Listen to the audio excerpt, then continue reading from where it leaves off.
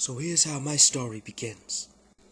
I was in the supermarket and I was one of the first bears to get picked up. You know what I mean? So a girl named Mindy and her parents, they came and picked me up and took me back to their place. Aw, Teddy, I love you. You're the best bear a girl could ever have.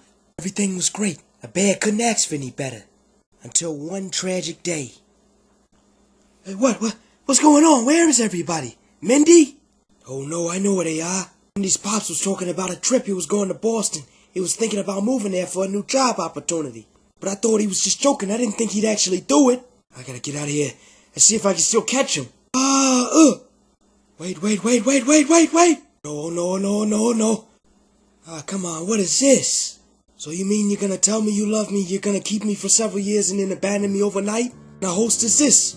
What kind of home is this? What kind of family is this? This is a family? Family members leave other family members behind. They don't tell them about it the next day? I really thought I was a part of something. I thought I was in like Flynn. But you're just gonna up and leave, everybody. Just up and leave and don't tell me about it. And just leave me out here in the garbage to die, huh? Did the thought run through your mind that you left something behind? I mean, I searched the place. There wasn't much left behind except me. They didn't even leave the lampshades behind. But they left me? Look at me.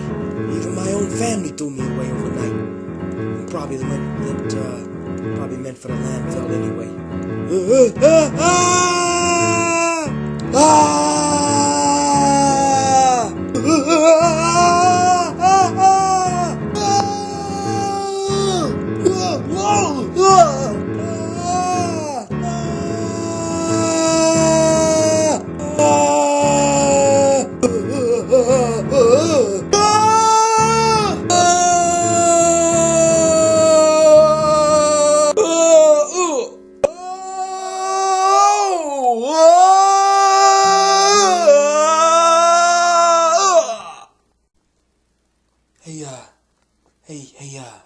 Hey, partner.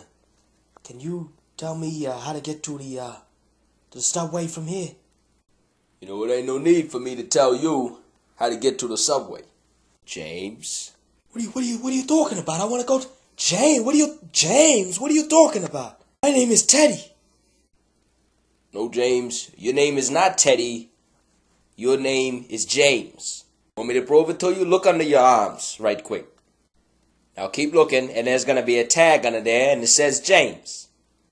What? Hey, you're right. Hey, how did you know that?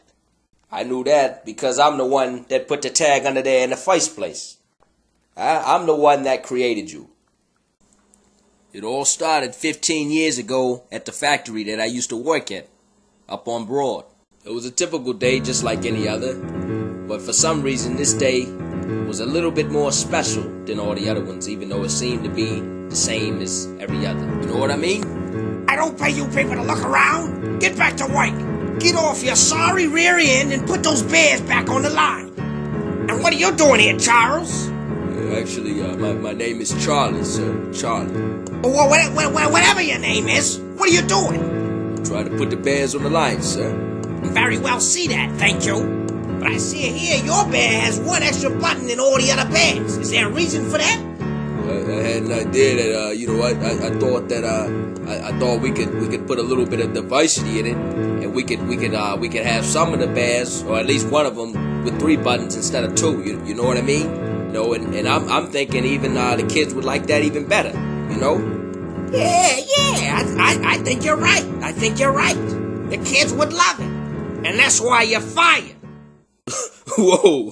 What do you mean I'm fired? I'm fired. You just said that you liked the bear. How are you gonna come to me and say I'm fired? I don't understand. Why would you fire me if you like my idea, huh? Because I don't pay you to think, Charles. So you're just gonna put me out of a job because I put an extra button on a bear? I mean, what's going on here? I'm not gonna continue to pay you for your insubordination.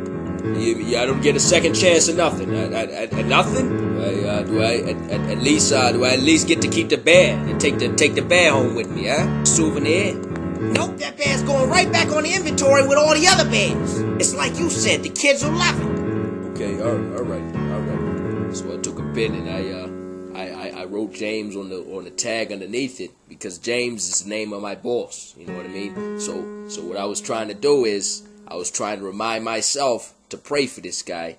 So I wrote his name under the tag and I tucked it under there so nobody would be able to see other than myself. You know what I mean? I've been looking for that bear for years. I wanted to see if I can pick it up off the shelf, buy it from the inventory, and still have that bear in my household. But I always knew as soon as I see the bear, I'd know it if I see it because it has 3 buttons instead of 2 like all the rest of the bears. And so after 15 years, my bear that I created finally returns to my side after all this time. Walking my way while I'm working at the dock, the bear strolls in to my place. You really know how to tell a heartwarming story, Charlie. Come on, James. Let's go home. The only toys that get sent back to their creator and get to know their creator are the rejected toys. The toys that have been put on hold. The toys that have been put off by the buyers for whatever reason. You see, because if the toys are bought by the buyers, then the toys are then in the hands of the buyers, and they never get to know anything more intimate than what they know from the perspective of the buyers. But as soon as a toy becomes rejected, that toy eventually goes back to the source in which it came from. So the bottom line is, the only reason why you got to know me is not because you were good enough to be purchased, but because you were not good enough to be kept. Therefore, the creator had to keep you because the buyers could not keep you. Many toys make the mistake of being rejected by one buyer and then going to another buyer to buy them after the other buyer rejected them in the first place. Then they just go to another buyer and they jump from buyer to buyer to buyer to buyer, and they never go back to the source. The more intimate that the creator creates the toy according to his creation, the more hated it is by the buyer, because that creator did not create the toy for the buyer, but the creator created the toy for the purpose of the creator because it is a creation. The only toys that know the acceptance of their creator are the ones that know the rejection of the buyer.